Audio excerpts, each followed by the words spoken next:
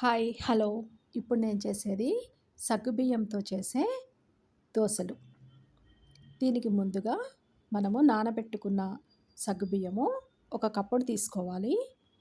ఒక 4 అవర్స్ నానబెట్టి ఆ నానబెట్టుకున్నటువంటి ఈ సగ్గుబియ్యంని మిక్సీ జార్లో వేసుకోవాలి. 4 అవర్స్ నానటం వలన మంచిగా వస్తాయి దోసలు. కొంచెం ఇవి దళసరిగానే వేసుకోవాలి, మరీ అంత పలుచగా వేసుకోకూడదు. దీనికి 2 కప్పులు బొంబాయి రవ్వ, 2 కప్పులు బొంబాయి రవ్వ కూడా వేసుకోవాలి. అలాగే కొంచెం జీలకర్ర,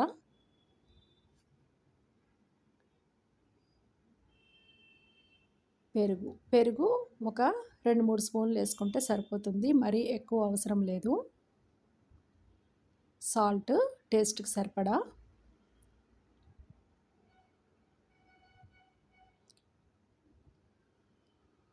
పెరుగు అన్నీ ఒకదాని తర్వాత ఒకటి వేసుకొని బాగా మిక్సీ చేసుకోవాలి.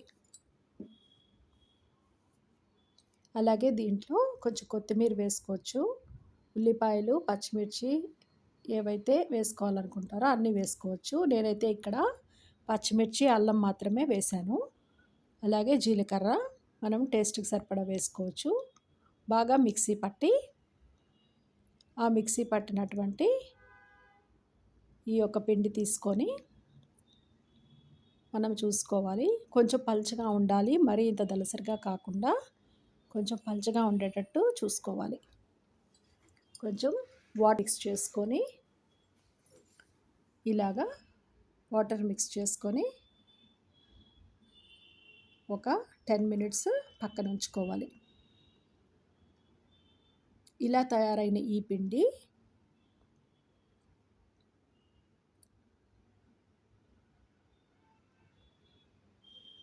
అప్పుడు పెనం పెట్టి కొంచెము ఆయిల్ వేసి ఈ దోశలు వేసుకోవటమే. ఇవి చాలా హెల్తీవి, ఎందుకంటే ఇందులో సగ్గుబియ్యం ఉండడం వల్ల చాలా హెల్తీగా ఉంటుంది. అలాగే మనము ఫాస్టింగ్ అలా ఉండేటప్పుడు కూడాను ఎక్కువగా మనం సగ్గుబియ్యం తీసుకుంటాం కాబట్టి ఇది బాగా యూజ్ అవుతుంది. మనం ఫాస్టింగ్ చేసేటప్పుడు ఈ యొక్క సగ్గుబియ్యము మనము ఇంట్లో ఎవరన్నా పెద్దవాళ్ళు కానీ వాళ్ళు చేసేటప్పుడు వాళ్ళు కంప్లీట్ డే ఫాస్టింగ్ ఉండలేరు. కాబట్టి ఇలాగా ఈ సగ్గుబియ్యంని తీసుకోవటం అనేది జరుగుతుంది. కాబట్టి వీటితో ఇలా దోశల్లాగా చేసుకొని తినచ్చు. ఎవరైనా ఛానల్ ఫస్ట్ టైం చూస్తే కనుక ఛానల్ని సబ్స్క్రైబ్ చేసుకోండి. మరిన్ని మంచి వీడియోస్ కోసము ఇలా కొత్త కొత్త రెసిపీస్ పెడుతూ ఉంటాను. అలాగే ఇప్పుడు దోశ చేసింది తయారైంది. చాలా ఈజీగా వచ్చేస్తాయి. మనం ఎప్పుడైనా పిండి అవన్నీ రెడీగా నానపెట్టి మనము దోశలు చేయడానికి అవకాశము లేనప్పుడు ఫాస్ట్గా చేయాలి అని అనుకుంటే కనుక ఇలా మీరు దోశలు ట్రై చేయండి.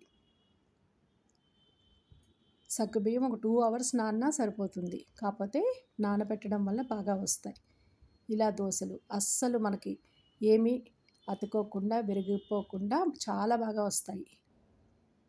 ఇంతే, దోశలు రెడీ. అలాగే దీనికి మంచి చట్నీ కాంబినేషన్ బాగుంటుంది.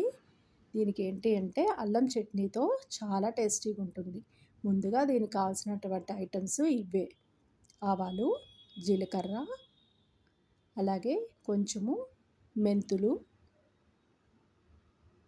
శనగపప్పు, మినప్పప్పు, ఎండుమిర్చి, కొంచెం బెల్లం. మనం బెల్లం ఎంతైతే తీసుకుంటామో అంత చింతపండు పల్పు తీసుకోవాలి. అది కొంచెం వేడి నీళ్ళలో నానబెడితే అట్లా తయారవుతుంది. అలాగే అల్లం ముక్కలు తీసుకొని ఇవన్నీ ఒకదాని తర్వాత ఒకటి పెనంలో వేసి వేపుకోవాలి.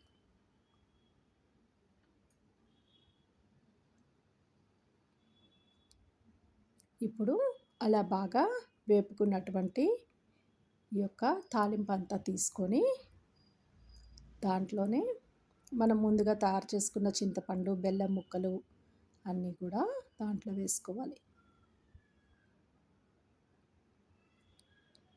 అల్లం కూడా బాగా వేపుకొని పెట్టుకుంటాం కాబట్టి అది చల్లారిన తర్వాత ఇలా మనము మిక్సీ చేసుకోవడానికి రెడీ చేసుకోవాలి.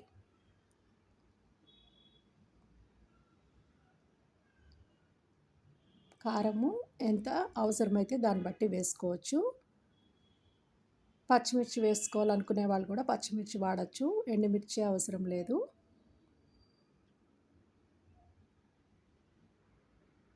ఈ ఎండుమిర్చి వల్ల టేస్ట్ డిఫరెంట్గా ఉంటుంది, పచ్చిమిర్చి కూడా ఓకే. అలా మొత్తం వేసుకొని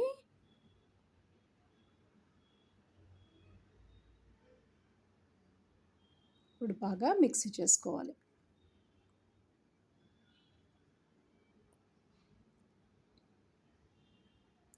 టేస్ట్కి సరిపడా సాల్ట్ చేసుకొని బాగా మిక్సీ చేసుకున్న ఈ యొక్క ఇలా తయారవుతుంది చట్నీ. ఇష్టం ఉన్నవాళ్ళు దీంట్లో కొంచెం తాలింపు కూడా వేసుకోవచ్చు, లేదంటే అలా తిన్నా బాగానే ఉంటుంది. చూశారు కదా ఎంతో టేస్టీగా ఉండే అల్లం చట్నీ సగ్గుబియ్యం దోసలతో ఇలా మీరు ట్రై చేయండి. మీకు నచ్చితే కనుక కమెంట్ పెట్టండి, ఓకేనా? ఛానల్ ఎవరైనా ఫస్ట్ టైం చూస్తే కనుక ఛానల్ని సబ్స్క్రైబ్ చేసుకోండి, లైక్ చేసి షేర్ చేయండి, ఓకేనా? Thank you.